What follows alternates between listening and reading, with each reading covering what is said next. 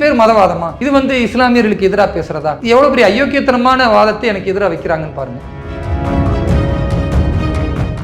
வட மாநிலங்களில் இஸ்லாமியர்களை பயங்கரவாதிகளாக, பிரிவினைவாதிகளாக இப்படித்தான் பார்க்கறாங்களே தவிர, நீங்க நார்த் இந்தியாவில் பார்த்தா முஸ்லீம்களும் இந்துக்களும் ஒன்று சேரவே முடியாத இடத்துக்கு போய் சேர்ந்துட்டாங்க. தாக்குதல் நடந்தால் ஒவ்வொரு தாக்குதலிலும் ஒவ்வொரு கலவரத்திலும் இஸ்லாமியர்கள் தான் பலியாகிறாங்க. இந்துக்கள் பெரும்பான்மையா இருக்கிறதுனால பலியாவதற்கு கிடையாது. அதென்ன பாரத தாயின்னு சொல்றீங்க? நாங்க ஏன் ஏத்துக்கிடணும்? நாங்க தான் உருவமற்ற கடவுளை தானே வணங்குறோம். நீங்கள் பாரதிய ஜனதா கட்சியோ இந்துத்துவாவையோ எதிர்த்து கொண்டே இருந்தால் ஒரு கட்டத்துல வெறுப்பை உருவாக்குமா இல்லையா? உத்தரப்பிரதேசல இஸ்லாமியரோட வீடு எல்லாம் இடிக்கிறாங்களே அப்படின்னு நீ சொல்றியே, இந்துக்கள் வீடு இடிக்கலையே அப்படின்னு சொல்றியே அப்படின்னா நான் நியாயத்தோட கேட்கிறேன். உனக்கு மதம் மட்டும்தான் கண்ணுக்கு தெரியுது, வளர்ச்சி தெரியல, நீ திமுகவுக்கு அடிமையா தான் இருப்பனா, நீ பிஜேபி கட்சியாவே பார்க்கல, நீ ஒரு மதவாதியா மாறி நீ இஸ்லாமிய வெறியோடு திமுகவுக்கு தான் ஓட்டு போடுவேன்.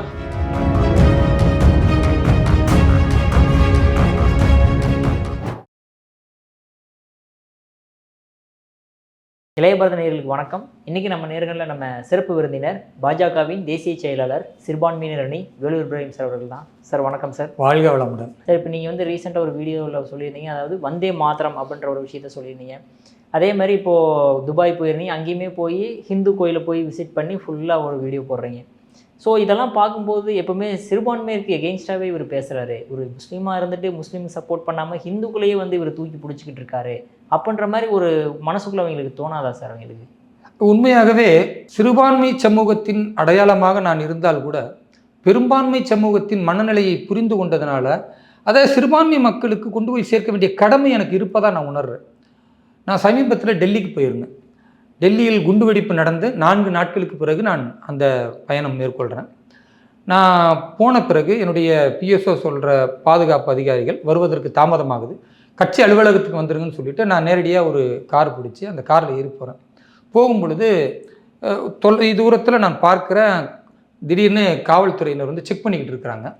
அப்போ என்னுடைய கார் டிரைவர் ஒருத்தர் இருக்கிறார். நான் கால் டாக்ஸியில் போகும்போது அவர் சீக்கியர் சொல்கிறாரு, அந்த பேக்கில் ஏதாவது வச்சுருந்தீங்கன்னா கொஞ்சம் எடுத்து எனக்கு காட்டிடுறீங்களா அப்படின்னு கேட்குறாரு. காரணம், நான் தொப்பி அணிந்திருக்கிறேன், தாடி வச்சுருக்கிறேன், நான் இஸ்லாமிய தோற்றத்தில் இருக்கிறேன்.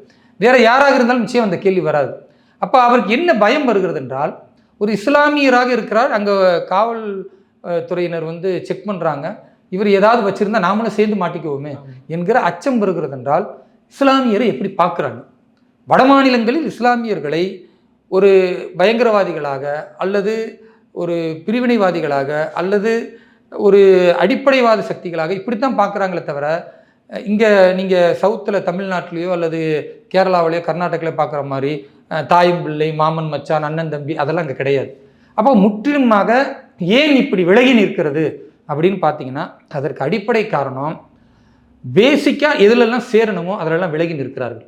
அப்போ அந்த விலகுதல் கொஞ்சம் கொஞ்சமாக பிரிந்து இன்றைக்கு வெறுப்புணர்வின் மொத்த உருவமாக இருக்கிறதுனால நீங்கள் நார்த் இந்தியாவில் பார்த்தா முஸ்லீம்களும் இந்துக்களும் ஒன்று சேரவே முடியாத இடத்துக்கு போய் சேர்ந்துட்டாங்க. அதனால தான் இந்த பக்கம் அல்லாஹ் அக்பர்னு அந்த பக்கம் ஜெய் ஸ்ரீராம், 2 பக்கமுமே கலவரம் வருது. அல்லாஹ் அக்பரும் ஜெய் ஸ்ரீராமும் 2ம் கடவுளை போற்றக்கூடிய வார்த்தை. ஆனால் அது 2மே ஒரு ஆயுதங்களாக இன்றைக்கு பயன்படுத்துவதற்கு காரணம் என்னென்னா, 2 இடங்களிலுமே அதை வைத்து ஒரு வன்முறையை வளர்ப்பதற்கான நபர்கள் பெருகிவிட்டார்கள். நான் என்ன பார்க்குறேன்னா, நீங்கள் இந்துக்கள் பெருகிவிட்டார்கள்ல, அதை ஏன் சொல்ல மாட்டேங்கிறீங்க? இஸ்லாமியர்கள் ஏன் சொல்கிறீங்கன்னா, தாக்குதல் நடந்தால் ஒவ்வொரு தாக்குதலிலும் ஒவ்வொரு கலவரத்திலும் இஸ்லாமியர்கள் தான் பலியாகிறாங்க. இந்துக்கள் பெரும்பான்மையாக இருக்கிறதுனால பலியாவதற்கு கிடையாது. அப்போ இஸ்லாமியர்கள் பலியாகிறார்கள். ஏன் பலியாகிறாங்க? என்ன பிரச்சனை இருக்கிறது? அப்போ அடிப்படையான பிரச்சனைகளில் நாம் சரி செய்து விட்டால் இந்துக்களோட நம்ம நல்லிணக்கமாக இருக்க முடியும்.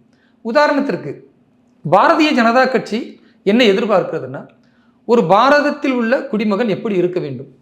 இந்த மண்ணை போற்றக்கூடியவனாக இருக்கணும், இந்த பாரத தாயை மதிக்கக்கூடியவனாக இருக்கணும் அப்படின்னு சொல்லும் பொழுது இஸ்லாமியர்கள் என்ன சொல்கிறாங்கன்னா, அதென்ன பாரத தாயின்னு சொல்கிறீங்க, நாங்கள் ஏன் ஏற்றுக்கிடணும்? நாங்கள் தான் உருவமற்ற கடவுளை தானே வணங்குறோம், நீங்கள் திடீர்னு போய் ஒரு உருவத்தை கடவுளுக்கு கொடுக்குறீங்களே, பாரத தாய் நீங்கள் ஒரு உருவத்தை வச்சுக்கிறீங்களா, நாங்கள் ஏன் வணங்கணும் அப்படின்னு கேட்குறாங்க. இது தேவையற்ற கேள்வின்னு நான் இஸ்லாமியர்களை பார்த்து சொல்லுவேன். பாரத தாய் என்று அவர்கள் ஒன்றை வணங்கி கொண்டிருக்கிறார்கள் என்றால் நாம் குறைந்தபட்சம் மனதளவில் இந்த மண்ணை, இந்த தாயை மதிப்பதில் என்ன கேடு வந்துடுது? நீங்கள் திருக்குறானில் பார்த்தா உம்முல் குரா அப்படின்னு ஒரு வார்த்தை இருக்கும், நகரங்களின் தாய். நபிகள் நாயகம் பிறந்த மக்கா மாநகரம் இருக்கிறது, அதை நகரங்களின் தாய் அப்படின்னு தான் திருக்குரானே பேசுகிறது. அப்ப தாய் மண் என்று நாம் இங்கு சொன்னால், பாரத் மாதா கி ஜெய், என் தாய் மண்ணின் புகழ் ஓங்குக என்று சொன்னால் அது இங்க இருக்கிற இஸ்லாமியர்களுக்கு பிடிக்கல. அதே அரபில உம்முல் குரா, நகரங்களின் தாய் அப்படின்னு நபிகள் நாயகம் சொன்னதை திருக்குரான் சொல்லுகிறது. அதை இஸ்லாமியர்கள் ஏற்றுக்கொள்வார்கள்னா இது எவ்வளவு பெரிய அயோக்கியத்தனம். இதை தான் நான் கேட்குறேன். நம்ம தாய் மண்ணை, நம்ம பண்பாட்டை, நம்ம கலாச்சாரத்தை நாம இங்கே தானே பிறந்திருக்கிறோம். நம்ம முன்னோர்கள் முப்பாட்டங்கள் இந்த மண்ணில் உள்ள குப்பனும் சுப்பனும் தானே. அப்போ இப்படி இருக்கும் பொழுது ஏன் நமக்குள்ள இந்த தாய்ப்பற்றும் இந்த தாய் மண்ணின் மீது இருக்கக்கூடிய அந்த ஆசையும் அந்த மோகமும் ஏன் அதிகரிக்க மறுக்கிறது? ஏன் அதை நம்ம ஒரு வித்தியாசமாக பார்க்குறோம்? அது என்னமோ இந்துக்களுக்குரியது, அது ஒரு வழிபாட்டிற்குரியதுன்னு ஏன் பார்க்கணும் அப்படின்னு நான் ஒரு நியாயமான வாதத்தை வச்சா இதுக்கு பேர் மதவாதமா? இது இஸ்லாமியர்களுக்கு எதிராக பேசுகிறதா? இது எவ்வளோ பெரிய அயோக்கியத்தனமான வாதத்தை எனக்கு எதிராக வைக்கிறாங்கன்னு பாருங்கள். அதே மாதிரி நீங்கள் பாருங்கள், இன்றைக்கு இஸ்லாமியர்கள் நல்லிணக்கமாக சேரணும் அப்படின்னா நான் திரும்ப திரும்ப ஒரு விஷயம்தான் சொல்கிறேன். நீங்கள் பாரதிய ஜனதா கட்சியையோ அல்லது கண்மூடித்தனமாக ஹிந்துத்துவாவையோ எதிர்த்து கொண்டே இருந்தால் ஒரு கட்டத்தில் இந்த எதிர்ப்பு அவர்களுக்கு ஒரு வெறுப்பை உருவாக்குமா இல்லையா? இந்த வெறுப்பு உருவானால் ஒரு கட்டத்தில் ஆட்சி அதிகாரத்துக்கு வந்தால் உங்கள் மேலே எப்படி நல்லது செய்வாங்கன்னு நீங்கள் நினைக்கிறீங்க? நீங்கள் அரசியல் அமைப்பின்படி சரி செய்ய வேண்டும், எல்லோருக்கும் சமநீதி, சமூக விஷயம், இதெல்லாம் டைலாக் பேச சரியாக இருக்கும். என்னை தோற்கடிப்பதற்கு நீங்கள் திட்டமிடுகிறீர்கள். ஒரு செட் ஆஃப் பீப்புள் முஸ்லீம் ஓட்டே போடலை, ஆனால் முஸ்லீம்கள் ஓட்டு இல்லாமல் இந்துக்கள் மூலமாகவே நான் இப்போ வேலூர் இப்ராஹிம் வெற்றி பெற்று சட்டமன்ற உறுப்பினர் ஆகிட்டேன். இப்போ அந்த முஸ்லீம் பகுதியில் ஏதாவது டெவலப்மெண்ட் செய்யணும்னு எனக்கு மனசு வருமா? கொஞ்சம் யோசிச்சு பாருங்க. இவங்க என்ன சொல்கிறாங்க, இல்லை ஒரு எம்எல்ஏனா செய்யணும். அது எம்எல்ஏனா கடமைக்கு செய்கிறது வேற, நான் மனசார செய்யணும்னு எப்படி என்ன வரும்? நீ தான் என்னை வெறுக்கிறிய, நீ தான் எனக்கு ஓட்டே போட மாட்டேங்கிறிய. ஆனால் நீங்கள் பாருங்கள், திமுகவில் இருக்கிற ஒரு இஸ்லாமியன் என்ன நினைக்கிறான்? நான் திமுகவுக்கும் ஓட்டு போடுவேன், விரும்பினா அதிமுகவும் ஓட்டு போடுவேன்னா அது லிபரலாக இருக்குது. ஆனால் பாஜகவிற்கு நான் ஓட்டு போட மாட்டேன் நீ வெறுப்புணர்வை காட்டுவது இங்கே இருக்கிறவங்களுக்கு இருப்பா அந்த வெறுப்புணர்வு வருமா வராதா? அப்போ உன் மேலே அந்த வெறுப்புணர்வு வரும்பொழுது அந்த வார்த்தைகளாக வரும், நாளைக்கு அது எதிர்ப்பாக மாறும். நாளைக்கு ஆட்சி அதிகாரத்தில் வந்த பிறகு உத்தரப்பிரதேசத்தில் நடக்குதுன்னா நாளைக்கு உனக்கும் நடக்கும். உத்தரப்பிரதேசத்தில் வீடு இடிக்கிறாங்க, உத்தரப்பிரதேசத்தில் இஸ்லாமியருடைய வீடெல்லாம் இடிக்கிறாங்களே அப்படின்னு நீ சொல்றிய, இந்துக்கள் வீடு இடிக்கலையே அப்படின்னு சொல்றிய அப்படின்னா நான் நியாயத்தோடு கேட்குறேன். உத்தரப்பிரதேசத்தில் உள்ள இந்துக்கள் புறம்போக்கு இடத்துல இருக்கிறாங்க, உத்தரப்பிரதேசத்தில் உள்ள இஸ்லாமியர்கள் புறம்போக்கு இடத்தை ஆக்கிரமித்து வச்சிருக்கிறாங்க. இப்போ புறம்போக்கு இடத்துல இருக்கிற இஸ்லாமியருடைய வீட்டை இடிக்கிறாங்கன்னு வச்சுங்க. உடனே இவர்கள் என்ன சொல்றாங்கன்னா, ஏன் இந்து வீட்டை இடிக்கல? அவன் ஓட்டு போட்டான். நான் சொல்றேன், அவன் ஓட்டு போட்டான், இடிக்கல. நீ ஓட்டு போடலை, நீ எதிர்த்த, இடிக்கிறாங்க. அல்லது ஒரு ஊர்வலம் போகுது, ஒரு ராமநவமி ஊர்வலம் போதுல நீ கல்லை விட்டு எறிகிற, கலவரத்தை ஏற்படுத்துற, உன் வீட்டை இடிச்சா தான் நீ சரியாக வருவ. ஏன்னா நீ பட்டால இல்லை, நீ இருக்கிறதே புறம்போக்கில், நீ அரசனுடைய இடத்த ஆக்கிரமிச்சு வச்சிருக்கிற, இருந்துக்கிட்டு நீ திமிர்த்தனம் பண்ண உன்னை இடிப்பாங்களா இல்லையா? அப்போ அரசை நீ எப்பொழுது பகைத்துக் கொள்கிறாயோ, ஒரு அரசு அமையக்கூடிய அதிகாரம் பெற்றவர்களை நீ தொடர்ந்து வெறுப்புணர்வோடு இருக்கிறாயோ, அப்போ உன் மேலே வெறுப்பு தானே வரும். குறைந்தபட்சம் ஒரு என்கிட்ட இஸ்லாமியர்கள் 10 ஓட்டு இருக்குன்னா நான் 4 ஓட்டு பிஜேபிக்கு போடுவேன், 6 ஓட்டு திமுகக்குன்னா கூட இப்போ லிபரலாக இருக்கிறாங்க இஸ்லாமியர்கள், ஜனநாயகமாக பார்க்குறாங்க, இதையும் ஒரு கட்சியாக பார்க்குறாங்க, அதையும் ஒரு கட்சியாக பார்க்குறாங்க. நீ பிஜேபி கட்சியாகவே பார்க்கல, நீ ஒரு மதவாதியாக மாறி நீ இஸ்லாமிய வெறியோடு திமுகவுக்கு தான் ஓட்டு போடுவேன், அண்ணா திமுகவுக்கு ஓட்டு போட்டால் பாஜக வந்துடும் அதனால் போட மாட்டேன், வேற எந்த கட்சிக்கு போட்டாலும் இந்த இஸ்லாமியர் ஓட்டு பிரிஞ்சிடும் அதனால் பாஜக வந்துடும் அதனால் போட மாட்டேன் நீ திமுகவுக்கு போடுறன்னா, அப்போ இஸ்லாமியர்கள் மதவெறியோடு செயல்படுகிறீர்களா இல்லையா? உனக்கு மதம் மட்டும்தான் கண்ணுக்கு தெரியுது, வளர்ச்சி தெரியல, நீ திமுகவுக்கு அடிமையாக தான் இருப்பன்னா, ஆட்சியை பாரதிய ஜனதா கட்சி தமிழகத்தில் கொண்டு வந்த பிறகு உனக்கு எதிராக மிகப்பெரிய ஒரு சூழல் நடந்தால் கூட உன்னை யார் காப்பாற்ற முடியும்? நான் நியாயமா கேட்குறேன். இப்படி சொல்லும்போது பார்த்தீங்களா, அப்போ ஆட்சிக்கு வந்தால் இவங்க என்ன பண்ணுவாங்க, அதைத்தான் மிரட்டுறாங்க. மிரட்டல, இருக்கிற நிதர்சனத்தை சொல்கிறேன். இதை முஸ்லீம்கள் புரிந்து கொள்ளாவிட்டால் இன்னும் அவர்கள் தொல்லையைத்தான் அனுபவிப்பாங்க. அப்போ நீ ஒரு ஆட்சியை பாரு, பிரதமர் நரேந்திர மோடி வந்த பிறகு நாடு வளர்ச்சி அடைஞ்சிருக்குதா இல்லையா? நாட்டின் மக்கள் முன்னேற்றம் அடைகிறாங்களா இல்லையா? நாட்டின் உள்கட்டமைப்பு நல்லபடியாக இருக்குதா இல்லையா? பொருளாதாரத்தில் முன்னேறி இருக்கிறோமா இல்லையா? உலக நாடுகளுக்கு மத்தியில் நமக்கு மரியாதை இருக்குதா இல்லையா? என்ற இதையெல்லாம் பார்க்காம எப்போ பார்த்தாலும் நரேந்திர மோடினாவே உனக்கு எதிரியாகவே தெரிகிறது என்றால், ஒரு நல்லது செய்கிறவனை நீ எதிரியாகவே பேசிக் கொண்டிருந்தால், அப்போ ஒரு மிகப்பெரிய சமூகம், அவரை நாயகனாக போற்றக்கூடிய சமூகம் உன்னை எதிரியாக பார்த்து கொண்டே இருக்கும் பொழுது நாளை உனக்கு ஆபத்து இருக்கா இல்லையா? நிச்சயமாக தமிழகத்தில் மிகப்பெரிய ஆபத்தை இஸ்லாமியர்கள் சந்திக்க போகிறார்களோ என்ற அச்சம் எனக்கு இருக்கு. அதனால திருந்தணும். பாரதிய ஜனதா கட்சி ஒரு கட்சியா பார்த்து இந்த கட்சி அரசியல்ல என்ன செய்கிறது பாருங்க. திமுக அரசியல் என்ன செய்யுதுன்னு பாருங்க. உனக்கு திமுக ஒரு மண்ணாங்கட்டியும் செய்யல, உன்னை ஏமாத்துறான், உன்னை பயமுறுத்துறான், உனக்கு ஓட்டுக்கு கூட காசு தரதில்ல, உன் ரோடு கூட போட்டு கொடுக்கறது இல்ல, உனக்கு குழாயில தண்ணி கூட வர்றதில்ல. பிஜேபி வந்தா அவ்வளவுதானே நீ மூத்திரம் பெஞ்சிருவேன் பயப்படுறன்னா நீ என்ன முஸ்லீம்? நீனு உமை எத்தக்கில்லா எஜ அல்லஹு மஹரஜா திருக்குறான் சொல்கிறது. யார் அல்லாஹ்வை அஞ்சுகிறார்களோ அவர்களுக்கு இறைவன் ஒரு வாசலை திறந்து விடுவான். கடவுளுக்கு பயப்படணும்னு இஸ்லாம் சொல்லி கொடுக்கிறது. ஆனா மோடி வந்து அவ்வளவுதான், உன மோடிக்கு பயப்பட சொல்றான் திமுக காரன். ஐயா ஸ்டாலின்ல இருந்து அத்தனை ஐயோக்கியனும் நீ வந்து உடனே ஐயோ மோடி வந்து அவ்வளவுதான் ஓட்டு பிரிஞ்சிடக்கூடாதுன்னு ஓட்டு போட்டனா நீ அல்லாவுக்கு எங்கடா பயப்படுற? நீ மோடிக்கு தானே பயப்படுற. அப்ப நீ எப்படி அல்லாஹ்வை வணங்குறவனா ஆகுவ? நீ எப்படி உண்மையான இறை நம்பிக்கை உள்ளவனா ஆகுவ? உண்மையான இறை நம்பிக்கை என்ன? மோடி இல்லை, அவரை மாதிரி 100 பேர் வந்தாலும் இஸ்லாத்தை அழிக்க முடியாது, எங்களுடைய இறை நம்பிக்கை அளிக்க முடியாது, நாங்கள் கொண்டிருக்கிற கொள்கையை அளிக்க முடியாது. மோடி அவர்கள் இந்த நாட்டின் பிரதமர் என்ற அடிப்படையில் நான் கட்டுப்படுவேன் அப்படின்னு தானங்க ஒரு முஸ்லீம் சொல்லணும். அதுதானங்க இஸ்லாம் சொல்லிக் கொடுக்குது. திருக்குறானே அதுதானே சொல்லுகிறது. துஅத்தியல் முல்க மந்தஷா வ தன்சிஉல் முல்க மின் மந்தஷா. அல்லாஹ் என்ற அந்த இறைவன் நாடியவருக்கு ஆட்சியை தருகிறான், நாடியவரிடத்திலிருந்து ஆட்சியை பறிக்கிறான். அப்ப இறைவன் தந்துதானே மோடி அவர்கள் ஆட்சி அமைத்துக் கொண்டிருக்கிறார், 3வது ஆட்சி செய்கிறாரு. அல்லாஹ் கொடுத்த ஆட்சி என்று உன்னால ஏன் அதை நம்ப முடியல? அப்ப நீ எப்படி ஒரு உண்மையான முஸ்லீம் என்று உன்னை அடையாளப்படுத்துற? மோடி எதிர்க்கிறவன் உண்மையான முஸ்லீம் நீ எப்படி அடையாளப்படுத்துற? நான் கேள்வி கேட்கிறேன். அவர்தான் இறைவன் ஆட்சி கொடுத்து அதிகாரம் பெற்றவர் என்று திருக்குறான் சொல்லுவதற்கு எதிராக ஒருத்தர் இருந்துகிட்டு நான் திமுக பின்னால போவேன் மோடியை எதிர்ப்பண்ணா, இந்த முட்டாள்தனத்தை எப்படி ஆதரிக்க முடியும்? இதை நான் கடுமையா எதிர்க்கிறேன். இது இஸ்லாமியர்கள் இப்படி போனால் இஸ்லாமியர்களுக்கு பாதுகாப்பு இல்லை, அபாயம் இருக்கிறது, ஆபத்து இருக்கிறது, நாளைக்கு பெரிய பின்னடைவு இருக்கிறது. நான் பாரதிய ஜனதா கட்சி உங்களுக்கு எல்லாருக்கும் தெரியும், இன்றைக்கு நாடு முழுக்க வந்து விட்டது. இனி தமிழகம் கேரளா போன்ற 1-2 மாநிலங்களில் தான் ஆட்சியை பிடிக்க வேண்டியிருக்கு. நாளைக்கு மொத்தமாக ஆட்சியை பிடிச்ச பிறகு அப்புறம் நீ காலில் விழுந்து என்ன பிரயோஜனம் இருக்கு?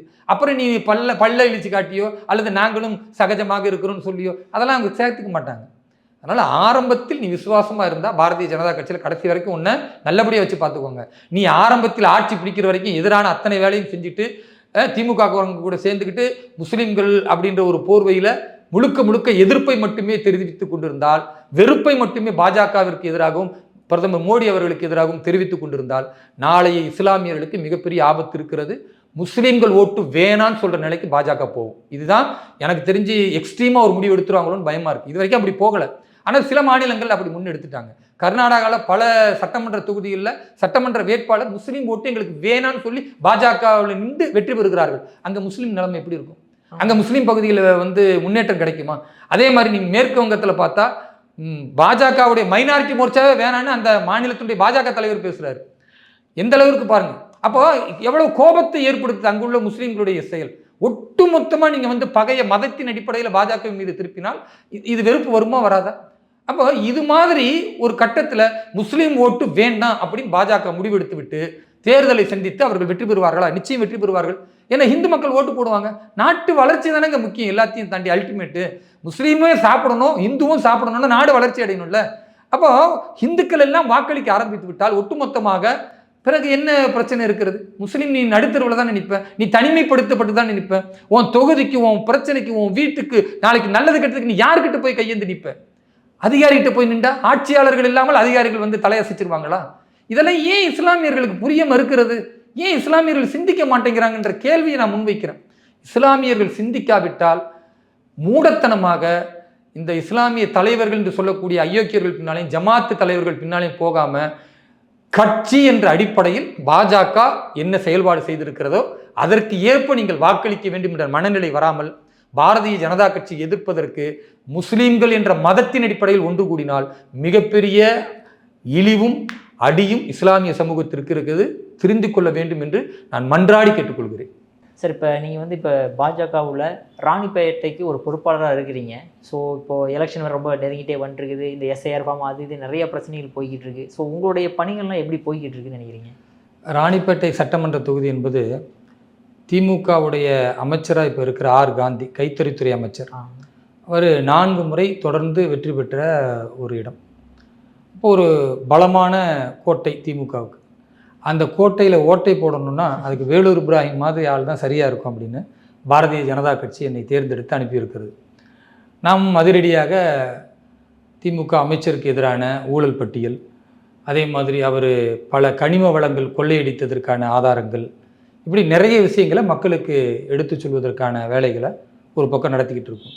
இன்னொரு பக்கம் அங்கே பாரதிய ஜனதா கட்சியினுடைய கட்டமைப்பு என்பது கொஞ்சம் பலவீனமாகத்தான் இருக்கிறது. அதை பலப்படுத்துவதற்கான வேலை ஒவ்வொரு பூத்துக்கும் நிர்வாகிகளை சரி செய்வது, அதே மாதிரி BLA 2 அப்படின்னு சொல்லக்கூடிய தேர்தல் முகவர்களை போடுவது, ஒவ்வொரு ஒன்றிய தலைவர்களை சந்தித்து அவர்களை இன்னும் மாறுபடுத்தி அதிகபட்ச உறுப்பினர்களை கட்சிக்குள்ளே இணைப்பது, அது மட்டுமல்லாமல் அனைத்து இந்திய அண்ணா திராவிட முன்னேற்றக் கழகம் மற்றும் கூட்டணி கட்சிகளை ஒருங்கிணைத்து தேர்தல் வியூகம் அமைப்பது, இப்படி நிறைய பொறுப்புகளை நான் கவனம் செலுத்திக்கிட்டு இருக்கேன். இன்னொரு பக்கம் அந்த ராணிப்பேட்டை சட்டமன்ற தொகுதியில் இருக்கக்கூடிய பிரச்சனைகள், மக்களுக்கான தேவைகள், குடிநீர் இல்லை, அங்கே நிலத்தடி நீர் சுத்தமாக மாசுபட்டு போயிருக்கு, விவசாயமே இல்லாமல் அழிஞ்சு போயிடுச்சு. அது மட்டும் அல்லாமல் நிறைய இடங்களில் நீங்கள் பார்த்தீங்கன்னா சாலை வசதிகளே இல்லாமல் இருக்குது. இப்படி தொடர் பிரச்சனைகள் ஒரு பக்கம். இது எல்லாமே நேரடியாக மாவட்ட ஆட்சியருக்கு கொண்டு போகிறோம், அதே மாதிரி தாசில்தார் அளவுக்கு கொண்டு போகிறோம், அதே மாதிரி நகராட்சியினுடைய கமிஷனர் அளவுக்கு கொண்டு போகிறோம். இப்படி தினம்தோறும் மக்கள் பிரச்சனையை கொண்டு போய்கிட்டே இருக்கிறோம். நேற்றைய தினம் கூட மாவட்ட ஆட்சியரை சந்தித்து ஒரு கோரிக்கையை வச்சோம். அந்த கோரிக்கை 8ஆம் தேதிக்குள் நிறைவேற்றாவிட்டால் 9ஆம் தேதி டிசம்பர் மாதம் மாவட்ட ஆட்சியர் அலுவலகம் முற்றுகை அப்படின்னு நாங்கள் அறிவிச்சிட்டோம். அப்போது இது எல்லாம் எதற்காக செய்கிறோம்னா, காலமாக 20 வருஷம் நாங்கள் திமுக அங்கே ஆட்சி செய்கிறது, அங்கே எம்எல்ஏவாக இருக்கிறேன்னு சொல்லக்கூடிய ஒரு அமைச்சர் பொறுப்பில் இருக்கிறவர் அங்கு மிகப்பெரிய அளவிற்கு மக்களுடைய பணத்தை கொள்ளையடித்து கொண்டு அங்கே இருக்கிற கனிம வளங்களை கொள்ளையடித்து கொண்டு இருக்கிறாரே தவிர நிலைமை ரொம்ப மோசமாக இருக்குது. அதை மாற்றி அமைக்க வேண்டும். தமிழகம் முழுக்க ஒரு பெரிய ஆட்சி மாற்றம் வரும்பொழுது ராணிப்பேட்டை சட்டமன்ற தொகுதிக்கும் அந்த மாற்றத்தை கொடுக்கணும். தேசிய ஜனநாயக கூட்டணி வெல்லணும். அதற்காக கடினமாக உழைக்கிறோம். இன்றைக்கு ராணிப்பேட்டை சட்டமன்ற தொகுதி என்பது தமிழகத்தில் பார்க்கப்படக்கூடிய பாரதிய ஜனதா கட்சி மிகப்பெரிய அளவிற்கு வேலை செய்து கொண்டு இருக்கிறது என்று வெகுஜன மக்களால் பேசப்படக்கூடிய ஒரு இடத்திற்கு கொண்டு வந்திருக்கிறோம். நவம்பர் 1ஆம் தேதியிலிருந்து நான் சொந்தமாக அங்கேயே ஒரு வீடு வாடகைக்கு எடுத்து எங்களுடைய கட்சி நிர்வாகிகளோடு அங்கேயே இருக்கிறேன். இரவு பகல் அவர்களோடே உழைத்து கொண்டு அந்த இடத்தில் ஒவ்வொரு தெருவுக்கும் ஒவ்வொரு கிராமங்களுக்கும் நாங்கள் சென்று அந்த மக்களின் குறைகளை அகற்றுவது, மக்களின் பிரச்சனைகளுக்காக அரசு அதிகாரிகளை சந்திப்பது, அமைச்சருக்கு எதிரான நியாயமான விஷயங்களை எடுத்து சொல்லுவது, இப்படி பல விஷயங்களை நாங்கள் முன்னெடுத்துக்கிட்டு இருக்கிறோம். நல்ல வரவேற்பு இருக்குது. நிச்சயமாக ராணிப்பேட்டை சட்டமன்ற தொகுதி தமிழகத்தின் முதலாவது தேசிய ஜனநாயக கூட்டணியின் வெல்லக்கூடிய தொகுதியாக மாறும். Okay sir. சார், இவ்வளோ பாடுபடுறீங்க, இவ்வளோ பாஜகவில் இவ்வளோ வேலை செய்கிறீங்க, உங்களுக்கு எம்எல்ஏ சீட் கொடுக்கப்படும் 2026? பாஜகவில் இஸ்லாமியர்களுக்கு எம்எல்ஏ சீட் கிடைக்குமா என்றால் கேள்விக்குறிதாங்க. அதற்கு நியாயமான காரணம் இருக்குது. உதாரணத்துக்கு இன்றைக்கு நீங்கள் பார்த்தீங்கன்னா திமுக எடுத்துக்கங்க, சமூக நீதி பேசுகிறாங்க.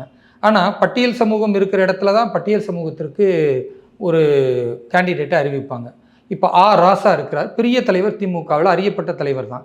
ஆனாலும் அரியலூரில் அவர் பிறந்த ஊரில் அவருக்கு வாய்ப்பு கொடுக்காம அது பொது தொகுதி என்பதனால நீலகிரி தொகுதி ரிசர்வ் தொகுதி, பட்டியல் சமூகத்திற்கானது, அங்கே தான் கொண்டு போய் கொடுக்குறாங்க. ஏன்னா அங்கே தான் ஜெயிக்கிறதுக்கான வாய்ப்பு இருக்குது, அங்கே தான் பட்டியல் சமூக மக்கள் இருக்கிறாங்க.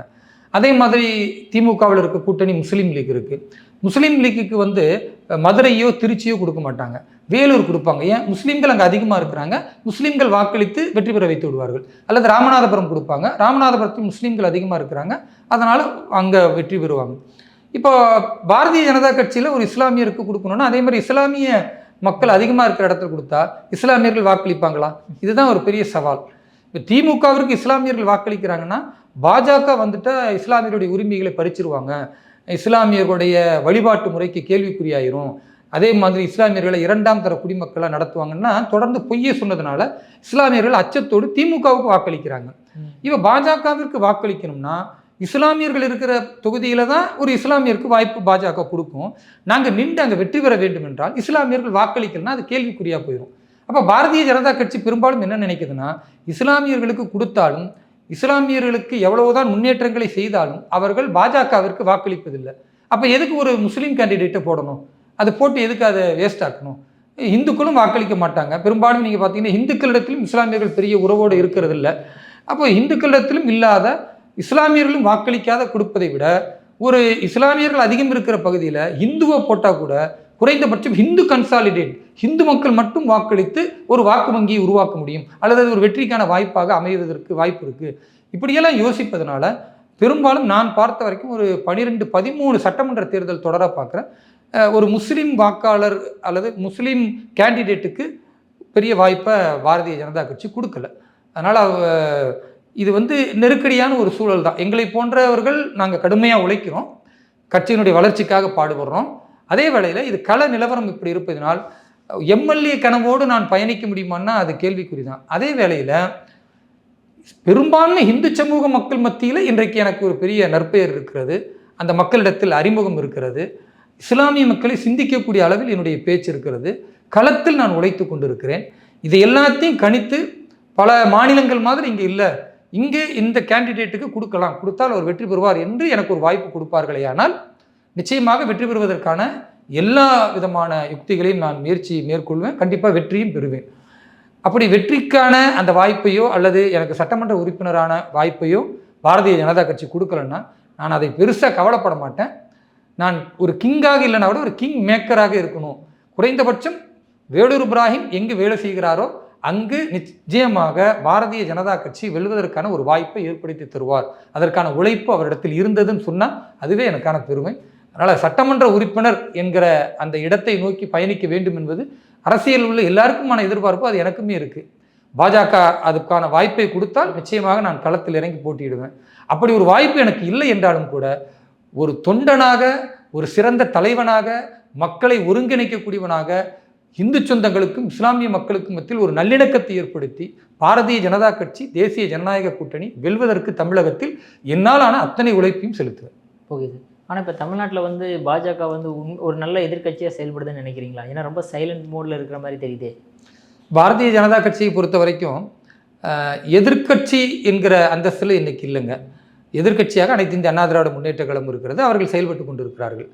ஆனால் நாங்கள் ஒரு எதிர்க்கட்சியோடு ஒன்றுபட்டு அனைத்து இந்திய அண்ணா திராவிட முன்னேற்ற கழகத்தோடு ஒன்றுபட்டு ஆளும் கட்சியாக இருக்கிற திமுகவை வீழ்த்துவதற்கு கடினமான முயற்சி எடுக்கிறோம். அதற்காக எங்களுடைய மாநில தலைவர் ஒரு பக்கம் சுற்றுப்பயணம் மேற்கொண்டிருக்கிறார். அதே மாதிரி எதிர்க்கட்சி தலைவர் ஐயா எடப்பாடியார் அவர்கள் ஒரு பக்கம் சுற்றுப்பயணத்தை மேற்கொள்கிறாங்க.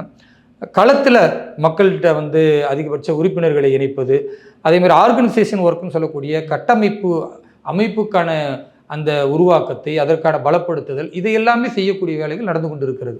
அதனால் வெளியில் பார்க்கும்போது ஒரு பரபரப்பாக இல்லையே அப்படின்னு நினைக்கலாம். கண்டிப்பாக ஜனவரியிலிருந்து ஒரு பரபரப்பான அரசியலை பாரதிய ஜனதா கட்சி மேற்கொள்ளும்.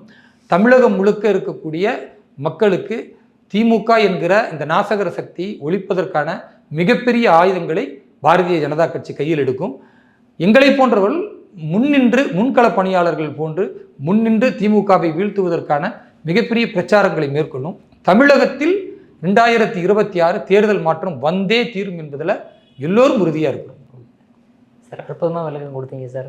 உங்கள் பொன்னான நேரத்திலேயே பாரதம் எழுதுவதற்கு மிக்க நன்றி சார். நன்றி, வாழ்த்துக்கள்.